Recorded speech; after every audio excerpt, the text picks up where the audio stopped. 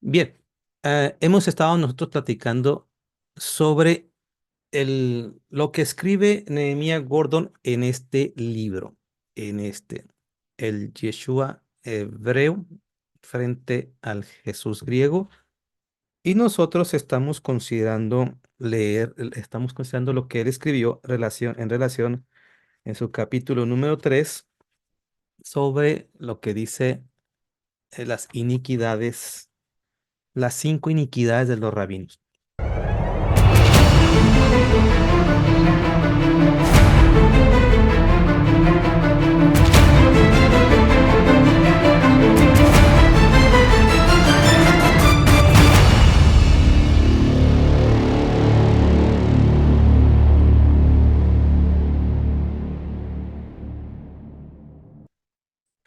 El tercer tema que vamos a ver, o la tercera iniquidad que describe Nehemías Gordon es la interpretación irracional. Y qué bueno que ahorita, antes de entrar o antes de grabar, me hizo una pregunta la hermana Lourdes para que me sirva de cómo se ve fenómenos como estos, no nomás en el judaísmo ortodoxo fariseico, como lo describe Nehemías Gordon, sino en varias denominaciones, ¿eh? ¿A qué se refiere? Bueno, esto dice Nehemías Gordon en relación a lo que él llama la tercera iniquidad. Algunas partes las leeré, algunas partes no las voy a leer porque pues, más que nada quiero que usted también desde luego participe y diga, ah, me ha pasado ver esto, ¿verdad? Sí, es cierto. Él dice, por ejemplo, que la tercera iniquidad le llama la atención a él porque él dice, ¿cómo la autoridad para interpretar no radica en la Biblia? Eso es lo que nos debe de llamar la atención. Que la autoridad para interpretar el texto, el bíblico, ¿verdad? No es la Biblia, no. Necesitas tener mis comentarios o los comentarios. En este caso, Nehemías Gordon dice, necesitas tener el Midrash o los Midrashim, que son no es otra cosa que ¿cómo se llaman? Los estudios, ¿verdad? Que es lo que significa los estudios o las explicaciones. Dice, necesitas tener los Midrashim para poder entender lo que realmente quiso decir Dios. Y él cita, por ejemplo, cómo esta posición que lo vemos vuelvo a decir, ahorita lo pongo el ejemplo que me acaba de decir la hermana Lourdes. ¿Cómo vemos estos ejemplos de que un texto es usado para presentar un punto doctrinal mío o de la denominación, que lo saco del contexto inmediato, es decir, no me importa lo que diga arriba, no me importa lo que diga abajo, y lo tuerzo para que esté de acuerdo en lo que yo digo? Y lo borran, le borran todo lo demás. Y él pone un ejemplo en esta parte. Él presenta, por ejemplo, en la página 17, el pasaje que les voy a poner en pantalla, que vamos a analizar el texto. No seguirás a la mayoría para hacer el mal. No testificarás en un pleito inclinándote a la mayoría para pervertir la causa.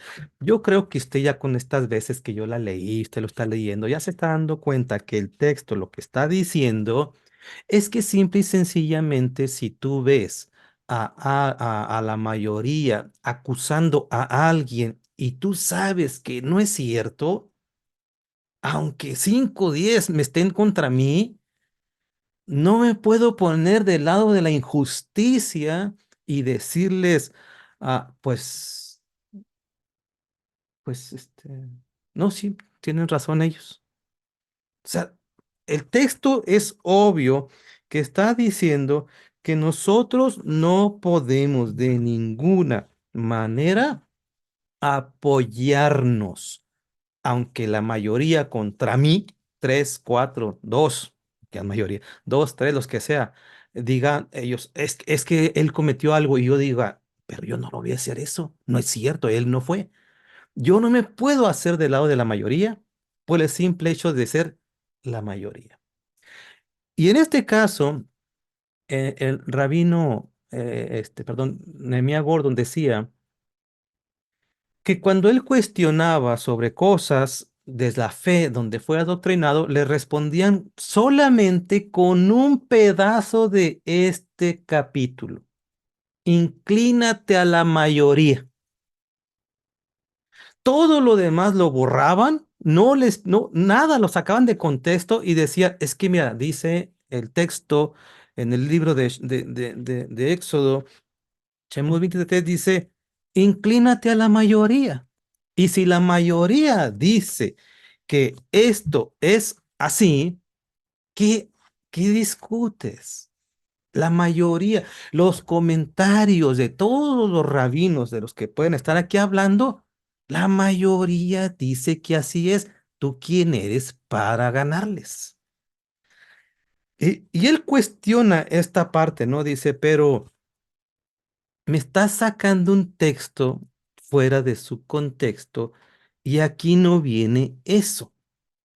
¿No? Entonces, aquí me están mostrando cosas que nada tienen que ver con esta parte. Y esto pues aquí lo comparte en su página número 18, donde dice, el problema de los rabinos es que interpretan las escrituras usando lo que hoy se conoce con como interpretación midrashica, que es sacar un texto, le cortan todo lo demás y usan una frase y esa la reexplican, la reelaboran, la modifican y le dan un sentido que no viene nada, nada, nada, tiene que ver con lo que está diciendo el pasaje del capítulo tal. Nada.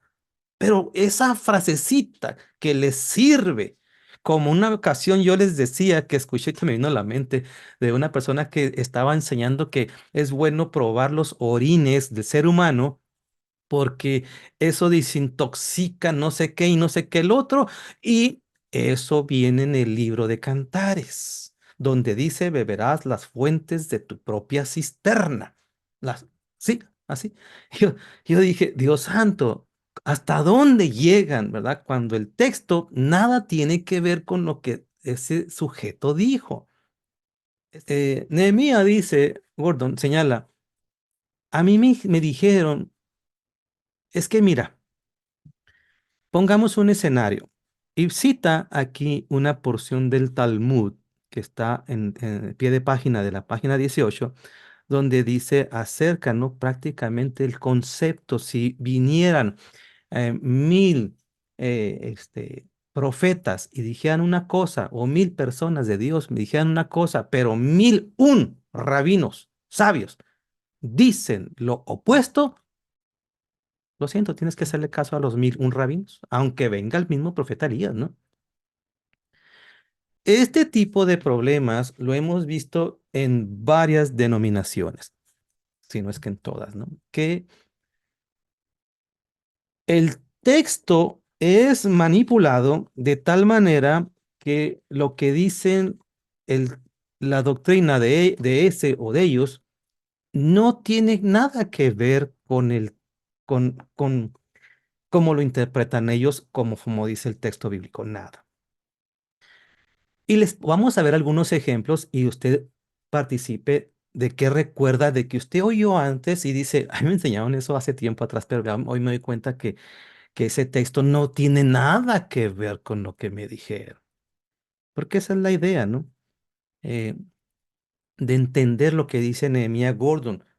A mí me dijeron que simple y sencillamente yo tengo que entender que la interpretación, aunque sea irracional, así es, porque 1001 sabios son mejores que un profeta, 5 profetas, 10 profetas, 50 profetas, 100 profetas, 1000 profetas. Texto bíblico. Y ahí le da un ejemplo de las cosas que hemos oído y cómo nosotros tenemos que enfrentarlo. O lo hemos enfrentado o lo enfrentaremos. En una ocasión, siendo yo maestro de un instituto de teología, me decía una persona cuando hablábamos sobre Shabbat y me decía, pero es que el Señor ya instituyó el domingo como día sagrado. ¿Dónde? Ah, pues eso está fácil. Allí, mire, en el capítulo de Mateo 28, vea lo que dice, hermano. Ahí, Mateo 28, ahí nos está narrando. Mira, dice ahí lo siguiente. Bueno, voy a leer la versión Reina Valera más común, ¿le parece? Déjeme, porque creo que es la que más se usa. El primer día de reposo, al amanecer, el primer día de la semana, vinieron María Magdalena y la otra María a ver el sepulcro. Hubo un gran terremoto porque el ángel del Señor, descendiendo del cielo y llegando, removió la piedra. Allí está, hermano. Allí está, mire, allí está el día del Señor, pues es el domingo. Ya fue santificado. Pero ¿dónde viene eso? Allí está, hermano. No, ¿dónde viene que ha instituido el día domingo como sagrado? ¿Dónde viene que es santo? Allí no viene nada de eso. Y cuando fueron estas mujeres, no encontraron el cuerpo, encontraron una tumba vacía. ¿Dónde dices todo el resto? Bueno, es que eso me dijo el pastor. Sí, pero ¿dónde viene? Está bien lo que te diga él, si también se le quiere hacer caso. El problema es dónde viene. Aquí yo no lo veo. Otro ejemplo. Vamos a ver Hechos 2. Vamos a Hechos 2. Al llegar el día de Pentecostés estaban todos reunidos en un mismo lugar y de repente vino de un estruendo del cielo como si soplara un viento violento y llenó toda la casa donde estaban sentados. Entonces aparecieron repartidas entre ellos lenguas como de fuego y se asentaron sobre cada uno de ellos. Todos fueron llenos del Espíritu Santo y luego dice aquí comenzaron a hablar en otras lenguas, como dice el Espíritu Santo. Allí fue donde vino el Espíritu Santo y hablaron en lenguas angelicales. ¿Dónde viene eso? Ahí. ¿Dónde? Allí, mire, comenzaron a hablar en lenguas distintas, lenguas angelicales. Yo no veo eso. ¿Dónde dice lenguas angelicales? Pues allí, hermano. Ahí dice lenguas. No, el texto dice que fueron hablando en otros idiomas porque lo interpretaron, lo entendieron los que venían de otros lugares, de Asia Men, ¿no? Los que venían de Roma, los que venían de Pato. Dice, todos esos entendían, ¿cómo lo entendían? ¿Cómo es que les entendemos si estos son galileos? ¿Cómo? El texto nunca dice que no les entendieron, ni nunca dice que hablaban lenguas angelicales, pero la gente dice tanto que ha sido bombardeado que dice, allí no dice eso. Allí, si uno lo sigue leyendo, dice, vinieron, dice, ¿cómo podemos nosotros, cada uno en nuestro idioma en que los hemos oído, les entendemos? ¿Cómo?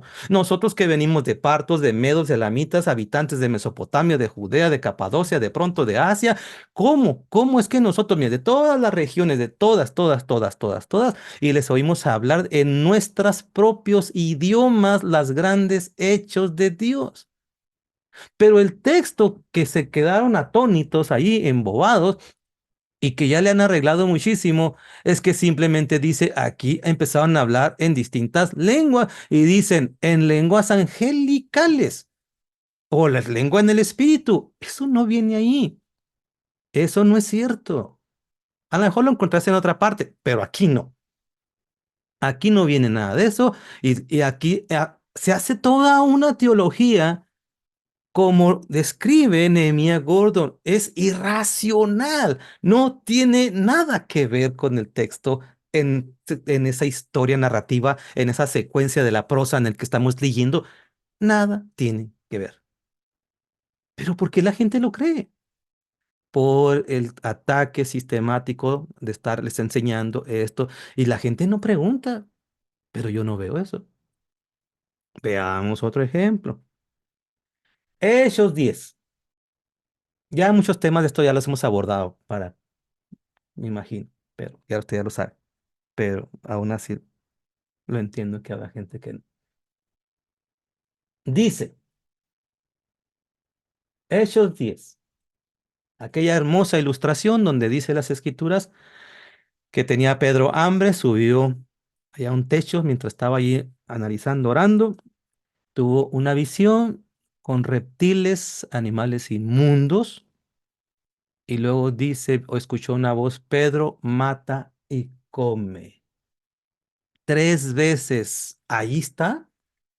Allí dice que la persona ya puede comer lo que quiera porque, pues ahí Dios dice que lo que Dios santificó, tú no le digas cosa cochina, inmunda. Allí está, ya, mire, ahí Pedro comió, se echó un buen caldo de pata de cerdo, con chicharrón, usó salsa búfalo y para amarrar una torta de jamón de cerdo. Dice, pero eso no dice ahí. Sí, ahí dice, mire, mata y come. Pedro comió. Pedro comió. A mí me dice la gente así, con una pues, certeza. Es que allí Pedro comió. Pedro comió. Yo respondo, ¿cómo vio eso, ah? Pedro comió. Pedro no comió. Es más, tan no comió que vea cómo cuando le dice esta frase, ¿no? Déjenme ver. De ninguna manera. Yo no sé por qué nadie ve eso. Ahí está. De ninguna manera, Señor, porque ninguna cosa común o inmunda he comido jamás. Oh, pero toda la gente piensa que lo que está ahí es que sí se echó un buen torta de jamón de cerdo. Y dice, no, él estaba perplejo, tratando de entender qué quiso decirme con esa visión. Y usted puede leer el texto y nunca come y siempre está, ¿qué me quiso decir Dios? Es obvio que no me está hablando de la comida que dice eh, prohibidas, que dice en el libro de Levítico 23, sino, perdón, 11, Levítico 11, sino que algo ahí dice bien claro, ¿qué me quiso decir Dios? Hasta que entendió, oh, y cuando llegaron unos extranjeros, ¿no? Unos goín, y unos extranjeros, y se, ya me ha enseñado Dios que no les debo decir a ustedes. Pero la gente les enseñan un texto y lo sacan de su contexto y eso es a lo que Nehemías Gordon dice, yo me di cuenta de la interpretación irracional donde agarran un texto y lo hacen toda una narrativa que nada tiene que ver con el texto que está diciendo ahí. Nada. Absolutamente nada. Dice aquí, a mí me enseñaron, dice, quitaban arbitrariamente palabras del principio y las palabras del fin del versículo 23:2 de Éxodo, de manera, y aquí está todo subrayado, que nada más me decían, inclinándote hacia la mayoría. O sea, tú tienes que apoyar a la mayoría. Si todos los rabinos dicen, pues tú inclínate a la mayoría. Pero no está hablando de eso. De hecho, está hablando que no sigas a los que van mal. Tú sigue a los buenos. Acá estamos los buenos. Dice, no importa que Exxon esté diciendo realmente otra cosa, para ellos es simplemente esa frasecita la que me interesa que le pongas atención. Y eso lo hemos visto en las denominaciones de cualquiera donde hemos precedido, o estado. No les importa el texto, lo destrozan. Ahí les va otro ejercicio. Segunda de Corintios. Ahí les va este texto. Uy, este texto también como. Ahí está. No les importa nada de lo demás, aquí lo que importa es esto. No estudie tanto, hermano, porque la letra lo mata, ¿verdad? No estudie tanto, no se hagan sabiondo. Es que a los pastores no les gusta que usted descubra la verdad. Entonces dice, mire, ahí dice, la letra mata. No está hablando de que no analices, que no investigues, nada. ¿De dónde se les ocurre decir eso? Pues porque la gente le pone un énfasis en una frase en que les interesa. Uy, les importa un soberano cacahuate el resto, ¿ah? El resto. Bueno, voy a hacer una pausa porque le digo, usted analice, no es así que la gente nos enseña en un pedacito de versículo, les importa un soberano cacahuate, que no esté hablando de eso. Y, y, y, y a veces cuando la gente despierta o analiza, investiga, dice, válgame Dios, yo siempre pensé que ese pasaje decía eso, hasta ahora descubrí, y solamente leyendo allí, bien, con calma, que no es cierto. Deme a lo mejor te tenga algunos ejemplos, ¿no? De este tipo de textos que se han llevado a una imaginación, ¿verdad? No tiene nada que ver. Sí, hermano, buenas tardes a No todos. te preocupes. Mire, yo tengo un ejemplo de que dice que una ocasión cuando Saulo, en ese entonces así se llamaba, que es Pablo, ¿ah? Ujú. Entonces, llegó en una ocasión y que lo rodeó una luz y dice que cayó, pero yo, cuando me decían a mí, dice, cayó, pero cayó del caballo, ¿verdad? Entonces ya leyéndolo, no dice que cayó del caballo, dice que cayó a la tierra, al suelo. ¿Ah? Pero Sí, yo, perdón. perdón, hermano, yo lo había, lo escuchaba que cayó del caballo. Ey, eso está en Hechos 9:3 y dice así, mire, 3 y 4 dice, mas yendo por el camino, aconteció que al llegar cerca de Damasco, repentinamente le rodeó un resplandor de luz del cielo, que cayendo en tierra, oyó una voz que le decía, Saulo, Saulo, ¿por qué me persigues? Ahí dice que que cayó en tierra, ¿ah? Pero yo lo escuchaba que decía, no, es que cayó del caballo. Y pues Es no. un ejemplo, ¿no? De que a veces lo que no está escrito ahí, las personas piensan algo diferente, ¿no? Y lo Sí, creen. Algo más, ¿sabe alguien más que más recuerda de otro sí, man. pasaje? ¿Quién más recuerda de otro pasaje? Yo, hermano, Shalom. Adelante. El, el pasaje está en Lucas, es de donde dice que dos mujeres estarán moliendo juntas, que una será tomada, la otra dejada. Dos estarán en el campo, uno será tomado y el otro dejado. Pues a mí me enseñaron en el cristianismo lo que es el arrebatamiento. Y ya cuando usted lo explicó por primera vez, sinceramente, hermano, yo me quedé así como que, pues con un chorro de dudas. Y de verdad que yo decía, pero ¿cómo es posible? Porque hasta a mí me pusieron una película que es Sí, de todo eso del claro. apocalipsis, del arrebatamiento. Y yo miraba que en la película se desaparecían las personas, que unas andaban en el parque, que una y su hija desaparecía y su esposa, yo así, o sea, yo en verdad me creí todo eso, hermano, Y yo sí ya, lo ya, creí. ya hasta dormía con miedo, ah, no va a desaparecer todo el mundo y yo aquí me quedé, ¿verdad? ¿No? Ay, mire, ¿Cierto o no es mire, porque, cierto? pues sí, la verdad. Yo tenía un libro, también lo tiré, es un libro de un escritor americano, si no me mal recuerdo, Tim DeHaye, es un libro que se llamaba, estaba en inglés, es una novela, Left Behind, Dejados Atrás, después hizo una película basada en eso, ¿no? En el famoso Raptor. Y Bueno, vean, eso es porque la gente saca de contexto un texto para fundar su pretexto. ¿Alguna otra idea antes de que yo continúe? ¿Algún otro ejemplo que recuerden?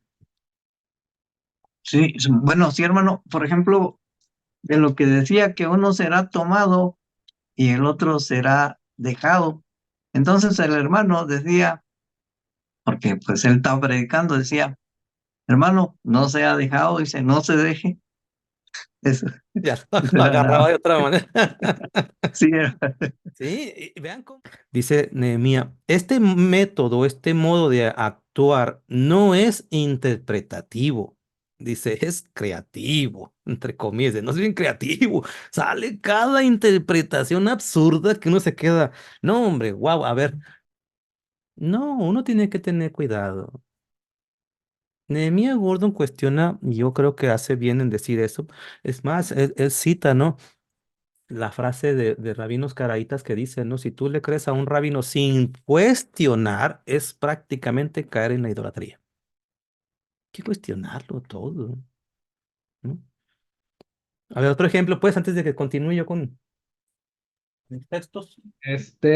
Por ejemplo, a mí uno que me enseñaron mucho fue en el instituto, fue el de Tito 1:14, donde dice, no atendiendo a fábulas judaicas ni mandamientos de hombres que se apartan de la verdad. No, la ley ya está abolida, son fábulas judaicas, son mandamientos, ya vino Jesucristo, eso ya se aparta de la verdad. Entonces, todo esto pues he escuchado que lo usaban mucho en el instituto donde yo estudié. Tito 1, Terrible, ¿no? Como un sí, texto Tito lo uno agarran y... 14 Ahí les va un ejercicio. En Primera de Corintios, capítulo número 11, en la mayoría de las Biblias, en el versículo 23, tiene un encabezado encima de este versículo. Vean esto. Estos títulos están aquí. Estos. O subtítulos, mejor dicho. Mire, mire. En una ocasión también, en el instituto hicimos un ejercicio sobre esto y argumentaban que el día del Señor, se hizo ahí un interesante debate. ¿Qué es la escena del Señor? Y todos los presentes, todos sin excepción, se fueron a este pasaje. Allí dice, hermano, mire, allí dice la institución de la Santa Cena del Señor. Allí dice. Así es que allí es donde vemos la enseñanza de cómo se hace la Santa Cena. Ahí claramente, solamente un ignorante no lo ve. Institución. Yo le dije, nada más que hay un problema, ese texto no lo puso Pablo. Hermano, ¿cómo? Allí dice. Sí, nomás que ese subtítulo no lo puso Pablo. Es más, es fácil, agarra una Biblia que no tenga estos subtítulos y se va a dar cuenta, ¿no? Esta, por ejemplo, que aquí tengo, esta que tengo aquí, que la compré en el Instituto de Estudios Bíblicos de Israel, donde estudio el hebreo, esta, por ejemplo, carece de todo tipo de títulos, todo, porque es de corte académico, no permite que se filtre cuestiones de, de, de, de interpretaciones, ¿no? Así es que le quita todos los comentarios rabínicos. Acá tengo otras, ¿verdad? Que tienen todo lo que entendemos que son comentarios, ayudas, ayudas, pie de página y todo eso. Pero esta no. Y decían que allí señalaba la forma. Entonces yo me acuerdo que les hice un ejercicio. Bueno, ¿cómo lo hace usted? ¿Cómo lo hace usted? Y todo será un fenómeno muy extraño. Uno lo hacía en la mañana al domingo, uno cada mes, uno cada 15 días, uno cada 6 meses, y así, pero todos coincidían por lo menos el domingo y por lo menos en la mañana más tardar a las 2 de la tarde. No había nadie que lo hiciera de otra manera. Entonces yo les decía, ok. ¿No les parece extraño que todos los que estamos en este salón, todos somos guiados por el Espíritu Santo y todos tenemos como la Biblia nuestra fuente de autoridad? Explíquense por qué lo hacemos diferente cada uno. Yo sé que los puse en un momento incómodo porque pues obviamente iban a pensar como fueron adoctrinados, pues es que toda esta bola son herejes. Pero ¿no se les parece extraño esto? Todos decimos que estamos en el mismo espíritu, todos agarramos la Biblia y todos lo hacemos diferente. Y nadie se ha preguntado por qué si es la cena del Señor, por qué la hago en la mañana. Ah, caray. Ahí fue donde como si les hubiese dado un cachetadón para despertar, ¿verdad? Ah, caray. O sea, nadie se ha preguntado que el texto dice la cena, por lo menos, analizarlo. Ese titulito que le pusieron allí, la cena. Y luego si me pregunto de dónde encuentro un trasfondo histórico pasado, ¿verdad? ¿De dónde sale esta cosa? Te va a remontar a Éxodo 12, la cena de Pascua. Y que Éxodo 12 lo emparejamos a la época del segundo templo, a la época del Mesías, es donde muere el Mesías y que hoy la gente está festejando la Semana Mayor, la Semana Santa. Allí todo el mundo sabe que algo tiene que ver Pascua. Bueno, no todo el mundo, ¿no? Algunos piensan que andan buscando una coneja que pone huevos. Entonces, pero allí dice, tiene Semana Santa, Pascua, muerte del Señor, la resurrección. Ahí en los evangelios dice que él comió la cena de Pesaj, Pascua. Nunca se han preguntado, yo les decía a ellos, nunca se han preguntado qué es esa cena del Señor. Entonces te das cuenta que la posición es interpretar el texto bíblico de manera irracional. La tengo que forzar la interpretación a mi punto de vista doctrinal, alejándome del contexto inmediato bíblico, alejándome del contexto remoto bíblico que dice Génesis, que dice Apocalipsis, todo este volumen. La torcen, pero bestialmente. Ahí les va otro ejercicio. Carta a los Hebreos. Carta a los Hebreos. Vamos a ver qué dice el capítulo número 8, versículo número 8. Dice lo siguiente. Dice lo siguiente. Pongo el texto en pantalla para que lo puedan ver. Estamos viendo versiones de la Reina Valera. En este caso, es la Reina Valera 2015, la Reina Valera actualizada. Dice en este pasaje, porque reprendiéndoles dice, "He aquí vienen días, dice el Señor, en que concluiré con la casa de Israel y la casa de Judá un nuevo pacto." Aquí me detengo en esa parte. Un nuevo pacto. En una ocasión me decía un alumno del instituto, ¿verdad? Hermano, pero es que nosotros estamos en un nuevo pacto. Y como estamos en un nuevo pacto, el viejo pacto, pues lo hicimos una bolita y una patada y para afuera. ¿Verdad? Es nuevo pacto. Yo le decía, bien, nada más que una de nuestras obligaciones creo que debe de ser documentar lo que profesamos o estamos señalando o lo que estamos enseñando. No, pues está fácil, hermano. Está en la carta a los Hebreos, capítulo número 8. Ya va Gorra con la Biblia, gorro. Ahí está, mire. La casa de Judá, un nuevo pacto. Ahí está. Ahí está el nuevo pacto. Y Dios hizo un nuevo pacto con la iglesia, hermano. ¿Cuál iglesia? No le estoy diciendo que esté mal. Yo decía a los alumnos, no le estoy diciendo que esté mal. Lo trato es que usted piense. ¿Cuál iglesia? Pues, hermano, la iglesia de Cristo. Pero eso no dice ahí. A ver, léalo con calma. Y en este caso les voy a poner yo creo la Reina Valera porque era la que más comúnmente se cita, ¿no? Y vean que no cambia en nada. Y dice lo siguiente. Dice lo siguiente. Vamos a ver. Reina Valera 1960 y dice lo siguiente otra vez. Vamos a analizarlo porque yo decía, vamos a verlo con calma, ¿no? No entiendo que esté mal, solamente hay que analizarlo.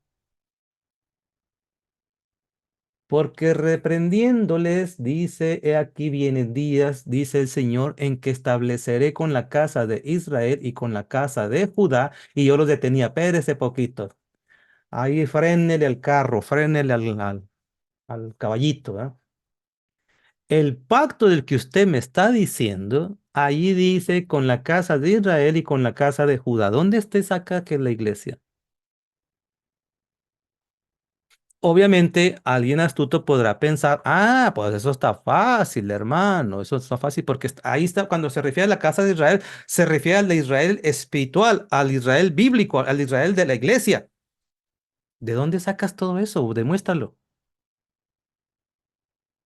Bueno, es que yo escuché, leí en un libro, me dijo la pastora, el pastor, me dijo, no, no, no, no, es que esas son a lo que establece Nehemia Gordon, son interpretaciones irracionales.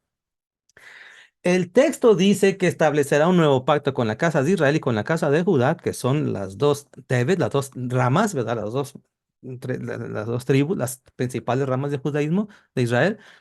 Y de hecho, ese texto ni siquiera lo inventó el escritor de la carta de los Hebreos. Usted puede ver las ayudas bíblicas que le dicen, busque este texto en otra parte y lo va a encontrar en otro pasaje bíblico en el Antiguo Testamento. Capítulo 10 dice lo mismo, vamos a ver en el capítulo 10 de la carta a los Hebreos, dice lo siguiente. Otro me salió, hermano, pero también dice ahí en la carta a los Hebreos, en el capítulo número 10, en el versículo número 16, este es el pacto que haré. Porque cuando le pregunté, oiga, y por cierto, ¿en qué consiste ese pacto? Los pactos son normas, son constitutivas de algo, son promesas o se redactan un compromiso en un documento y se firma. ¿En qué consiste eso? Eso está en el capítulo número 10. Vamos a leerlo, ¿va? Este es el pacto. Ahí está, otra vez me dice el pacto. Es el pacto, pacto, pacto. Nada más que hay un problema. Esto también está relacionado a un libro de un profeta en el libro del Antiguo Testamento y dice, extrae ese versículo y también, por cierto, nos dicen que consiste ese pacto. Y dice ahí, pondré mis leyes en su corazón y en su mente las escribiré. Pero si todo el mundo dice lo contrario, las leyes un pacto en el que nada tiene que ver la ley de Dios.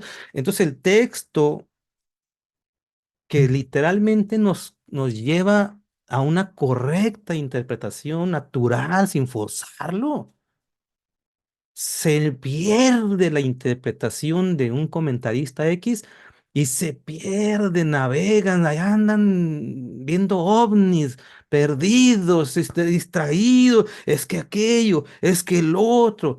Pero el texto no dice eso, el texto es sencillo, básico, ahí, mire, no, a un error. Bueno, yo ya para terminar, él llama a la cuarta iniquidad, dice la cuarta iniquidad la señala es las tradiciones. Dice, "Ay, las tradiciones, ¿verdad? No, me tienes que tener.